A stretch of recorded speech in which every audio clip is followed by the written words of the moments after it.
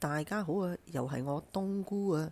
我知道嗰條乾炒牛河嘅片呢，我噏咗一大爛餐嘅資訊呢，都有好多朋友呢都會喺度炒熱下，即係覺得唔相信呢件事啊，或者佢會覺得，誒呢碟乾炒牛河個樣又幾掂咁喎。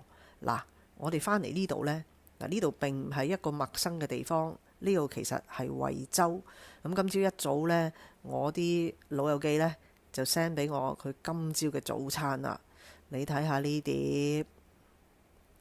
嗱，其實呢，香港呢就好少有陳村粉，即係乾炒牛河陳村粉嘅，或者叫乾炒陳村粉嘅。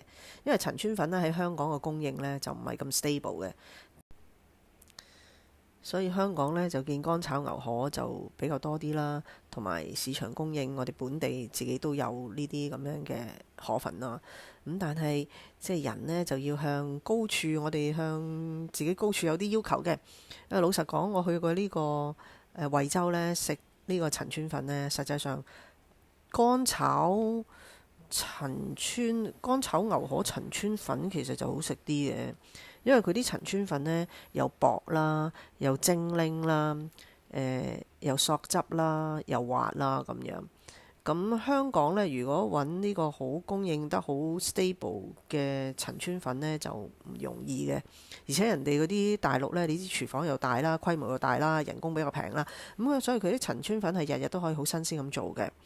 我最近發現呢，即係廣東省呢，其實都中意食即係腸粉啊，或者河粉啊呢一類嘅嘢嘅。咁如果講最好食嘅呢，暫時嚟講，似乎都真係陳村粉啦。咁香港其實個河粉呢，咁嗰個炒嗰個技術呢，就已經好標準化㗎啦。咁所以我哋嘅乾炒牛河一定好食嘅。咁但係不妨大家都可以去內地探討下我哋廣東省佢哋嘅飲食文化有啲乜嘢即係新嘢咁啊，去試下咯。咁而陳村粉其實係由順德嚟嘅。咁佢今次有機會，我啲朋友喺惠州能夠食得到，咁主要都係由順德嗰個文化一路延伸過嚟，即係服侍呢啲即係香港我哋啲老人家嘅啫。咁下次我哋再傾過啦，拜拜。